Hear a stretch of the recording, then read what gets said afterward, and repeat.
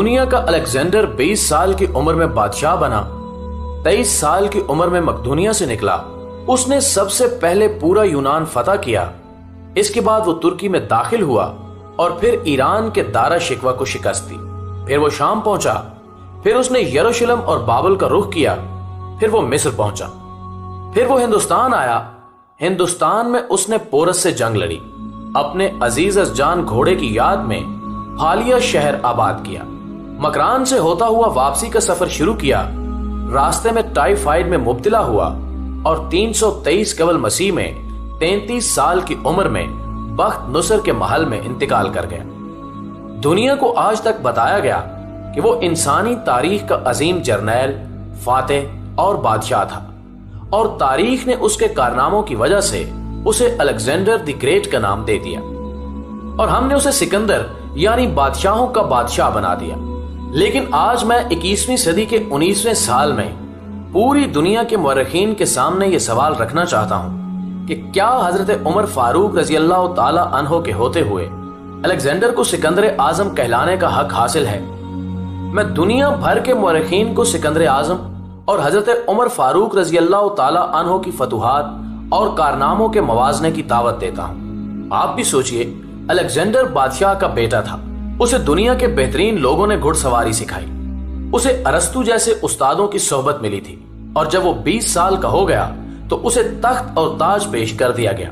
जबकि इसके मुकाबले में हजरत उमर फारूक रजी अल्लाह ताला अन्हो की 7 पुश्तों में कोई बादशाह नहीं गुजरा था। आप रजी अल्लाह ताला अन्हो भेड़ बकरियां और ऊंट चराते चराते बड़े हुए थे और आपने तलवारबाजी और तीर अंदाजी भी किसी अकेडमी से नहीं सीखी थी। सिकंदर आजम ने ऑर्गेनाइज्ड आर्मी के साथ 10 वर्षों में 17 लाख मुरब्बा मील का इलाका फतह किया था, जबकि हजरत उमर फारूक रजी अल्लाह ताला अन्हो ने 10 वर्षों में ऑर्गेनाइज्ड आर्मी के बगैर 22 लाख मुरब्बा मील का इलाका फतह किया, और इसमें रोम और ईरान की 2 सुपर पावर्स भी शामिल थी। आज के सैटेलाइट, मिसाइल और आबदोजों के दौर में भी दुनिया के किसी हुक्मरान के पास इतनी बड़ी सल्तनत नहीं जो हजरत उमर फारूक रजी अल्लाह ताला अन्हो ने ना सिर्फ घोड़ों की पीठ पर बैठकर फतह कराई थी, बल्कि इसका इंतजामो इंतजाम भी चलाया था। अलेक्जेंडर ने फतुहात के दौरान अपने बेशुमार जर्नैल कत्ल कराए। बेशुमार जर्नैलों और जवानों ने उसका साथ छोड़ा। उसके खिलाफ बगावतें भी हुई और हिंदुस्तान में उसकी फौज ने आगे बढ़ने से इनकार भी कर दिया। लेकिन हजरत उमर फारूक रजी अल्लाह ताला अन्हो के किसी साथी को उनके हुक्म से सरताबी की जुर्रत ना हुई। वो ऐसे कमांडर थे कि आप रजी अल्लाह ताला अन्हो ने ऐन मैदान जंग में आलम इस्लाम के सबसे बड़े सिपहसालार हजरत खालिद बिन वलीद रजी अल्लाह ताला अन्हो को माजूल कर दिया और किसी को यह हुक्म टालने की जुर्रत ना हुई। आपने हजरत साद बिन अबी वकास रजी अल्लाह ताला अन्हो को कूफे की गवर्नरी से हटा दिया। आपने हजरत हारिस बिन काब रजी अल्लाह ताला अन्हो से गवर्नरी वापस ले ली। आपने हजरत अमर बिन आस रजी अल्लाह ताला अन्हो का माल जब्त कर लिया और आपने हमस के गवर्नर को वापस बुलाकर ऊंट चराने पर लगा दिया। लेकिन किसी को हुक्म अदूली की जुर्रत ना हुई। अलेक्जेंडर ने 17 लाख मुरब्बा मील का इलाका फतह किया, लेकिन दुनिया को कोई निजाम, कोई सिस्टम ना दे सका। जबकि हजरत उमर फारूक रजी अल्लाह ताला अन्हो ने दुनिया को ऐसे सिस्टम दिए जो आज तक पूरी दुनिया में राइज है। आप रजी अल्लाह ताला अन्हो ने नमाज फजर में अस्सलातु खैरुम मिनन नौम का इजाफा कराया। आप रजी अल्लाह ताला अन्हो के अहद में नमाज तरावी का बाकायदा सिलसिला शुरू हुआ। आप रजी अल्लाह ताला अन्हो ने शराब नोशी की सजा मुकर्रर की, सने हिजरी का इजरा किया, जेल का तसव्वुर दिया, मुअज्जिनों की तनख्वाहें मुकर्रर की, मस्जिदों में रोशनी का बंदोबस्त कराया, पुलिस का महकमा बनाया, एक मुकम्मल अदालती निजाम की बुनियाद रखी, आबपाशी का निजाम कायम कराया, फौजी छावनियां बनवाई और फौज का बाकायदा महकमा कायम किया। आप रजी अल्लाह ताला अन्हो ने दुनिया में पहली बार दूध पीते बच्चों, माजूरों, बेवाओं और बेआसराओं के वज़ाइफ मुकर्रर किए। आप रजी अल्लाह ताला अन्हो ने दुनिया में पहली बार हुक्मरानों, सरकारी ओहदेदारों और वालियों के असासे डिक्लेयर करने का तसव्वुर दिया।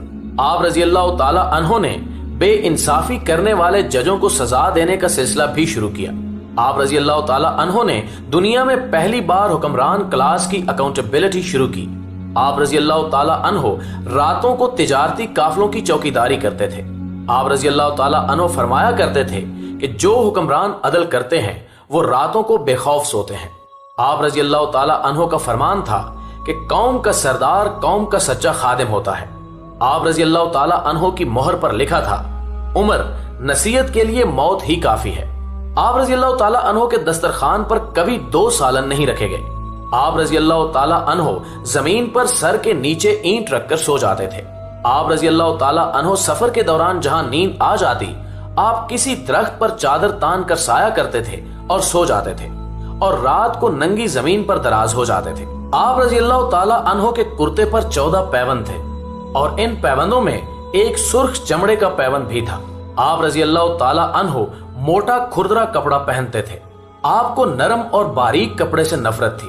आप रजी अल्लाह ताला अन्हो किसी को जब सरकारी ओहदे पर फायज करते थे तो उसके असासों का तखमीना लगवाकर अपने पास रख लेते थे और अगर सरकारी ओहदे के दौरान उसके असासों में इजाफा हो जाता तो आप रजी अल्लाह ताला अन्हो उसकी अकाउंटेबिलिटी करते थे।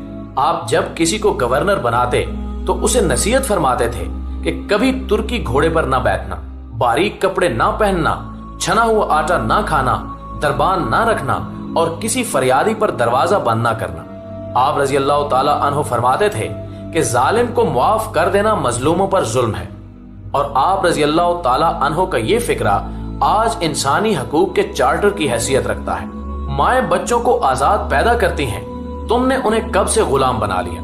फरमाया, मैं अक्सर सोचता हूँ और हैरान होता हूँ कि उमर बदल कैसे गया। आप रजी अल्लाह ताला अन्हो इस्लामी दुनिया के पहले खलीफा थे जिन्हें अमीरुल मोमिनीन का खिताब दिया गया। नाज़रीन ग्रामी, दुनिया के तमाम मज़ाहिब की कोई ना कोई खसूसियत है। इस्लाम की सबसे बड़ी खसूसियत अदल है और हजरत उमर फारूक रजी अल्लाह ताला अन्हो वो शख्सियत हैं जो इस खसूसियत पर पूरा उतरते हैं।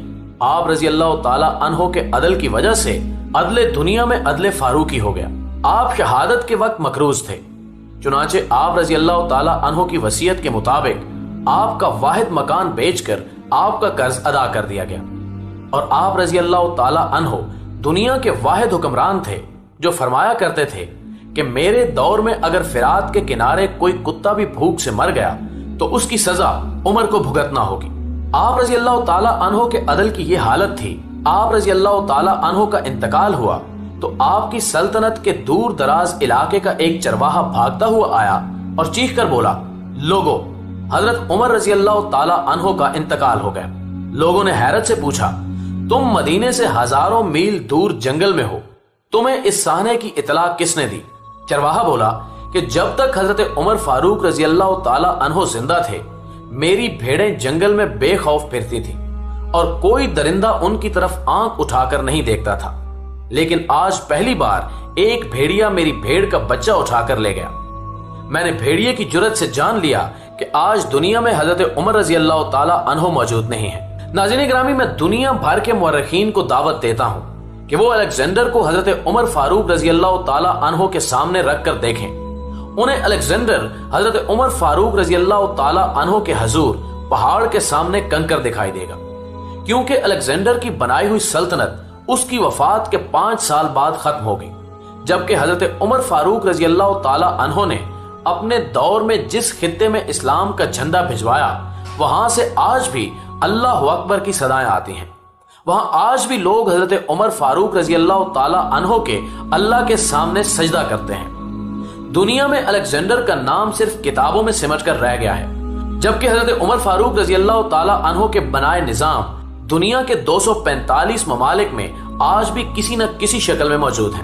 आज भी जब किसी डाकखाने से कोई खत निकलता है, पुलिस का कोई सिपाही वर्दी पहनता है, कोई फौजी जवान 6 माह बाद छुट्टी पर जाता है या फिर हुकूमत किसी बच्चे, माजूर, बेवा या बेआसरा शख्स को वजीफा देती है, तो वो मुआशरा, वो सोसाइटी बे इख्तियार हजरत उमर फारूक रजी अल्लाह ताला अन्हो को ग्रेट तस्लीम करती है।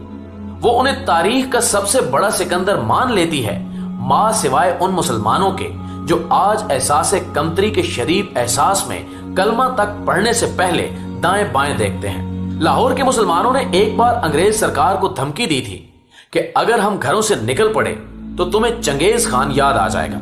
इस पर जवाहरलाल नेहरू ने मुस्कुराकर कहा था कि अफसोस, आज चंगेज खान की धमकी देने वाले मुसलमान ये भूल गए कि उनकी तारीख में एक उमर भी था, कि हम में एक हजरत उमर फारूक रजी अल्लाह ताला अन्हो भी थे, जिनके बारे में रसूलुल्लाह सल्लल्लाहु अलैहि वसल्लम ने फरमाया था कि मेरे बाद अगर कोई नबी होता तो हजरत उमर बिन खिताब होते। नाज़रीन ग्रामी, वीडियो के आखिर में मैं उर्दू डिस्कवरी के प्लेटफॉर्म से तमाम दुनिया के मुअर्रिखीन